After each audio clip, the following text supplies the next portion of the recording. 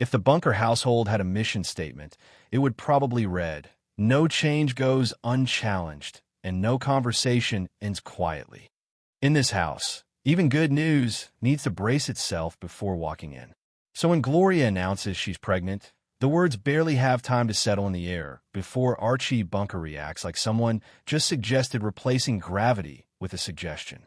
A baby, to Gloria and Mike, is a future. To Archie, it's a disruption, one that comes bundled with opinions he did not authorize.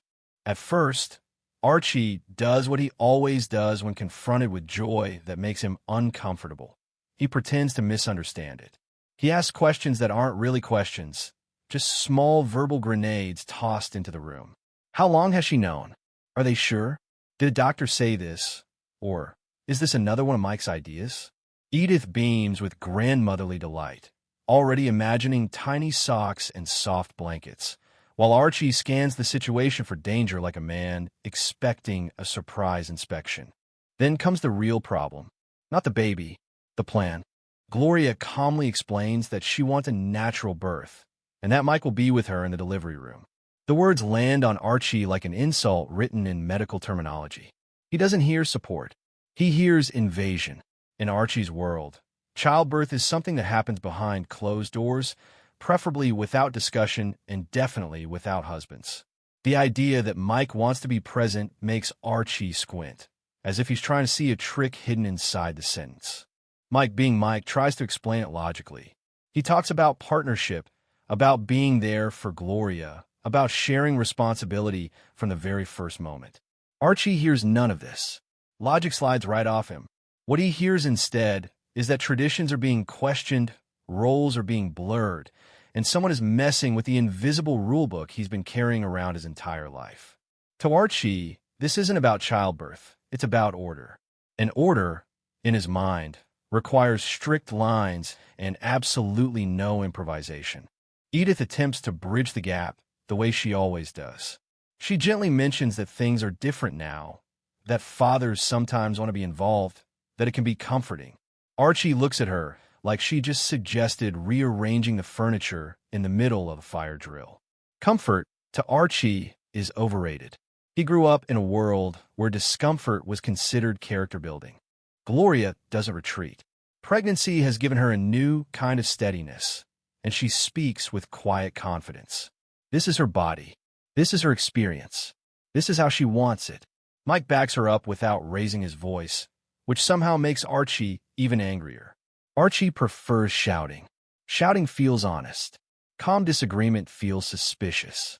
Just when the argument reaches that familiar Bunker volume, loud enough to be heard by neighbors who have learned to tune it out, Archie introduces a second crisis, because one crisis is never enough.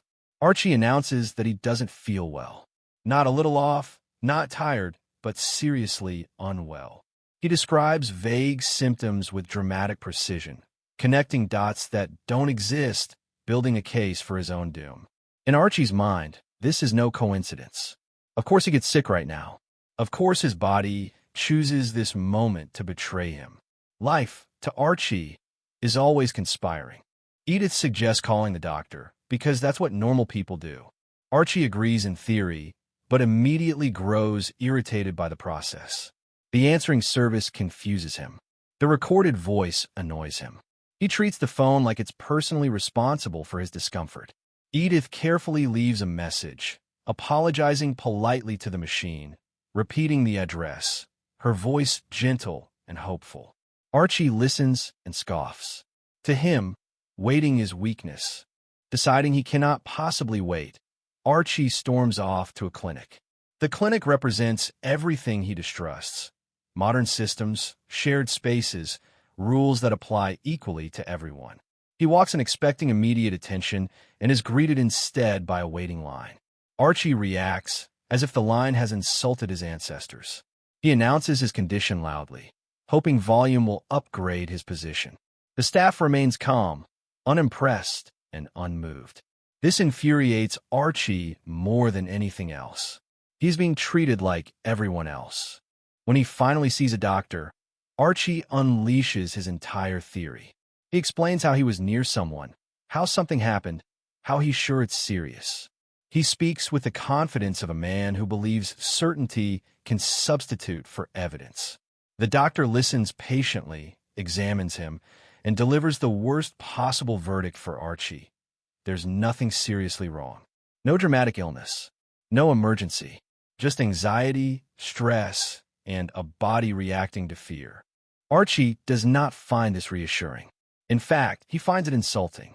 If he's not sick, then what has all this worry been for? Archie wants his panic to be justified. He wants the world to confirm that his fear was correct.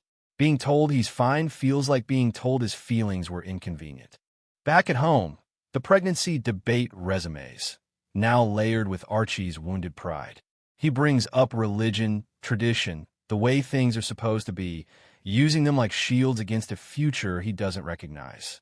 Gloria asks thoughtful questions that Archie doesn't want to answer. Why should something natural be hidden? Why shouldn't a husband support his wife? Why does change automatically mean something bad? Archie responds the only way he knows how, with jokes that sound like jokes, but function like walls. He mocks the idea of modern fathers, turning vulnerability into punchlines. Humor, for Archie, is armor. If he laughs at something, he doesn't have to admit it scares him. And that's the truth humming beneath all the noise. Everyone is afraid. Gloria is afraid of losing control over her own experience. Mike is afraid of being shut out. Edith is afraid of conflict tearing the family apart. And Archie is afraid that the world he understands is slipping away, one modern idea at a time. He just expresses that fear by yelling at it. The comedy comes from how exaggerated Archie's reactions are compared to the reality of what's happening. A baby is coming. A husband wants to be present. Medicine is calm and boring. None of this is catastrophic. Yet Archie treats each development like it's the beginning of the end. He doesn't adapt quietly. He resists loudly. And still, in the midst of all this, something holds the family together. They don't walk out. They don't stop talking. They argue. Yes, but arguing in this house is a form of connection. Gloria and Mike stand their ground. Edith keeps offering kindness like a peace offering that never runs out. Archie grumbles, complains, and refuses to budge, but he stays in the room.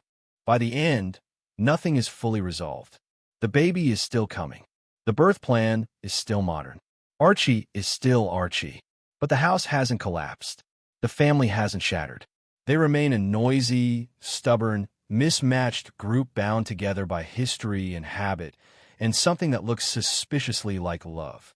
Because in the Bunker household, progress doesn't arrive as a quiet realization. It arrives as a fight. It arrives as discomfort. It arrives as an argument that goes on too long and ends without a clear winner. And somehow, through all the shouting and sarcasm, life keeps moving forward anyway, dragging Archie Bunker along with it, whether he's ready or not.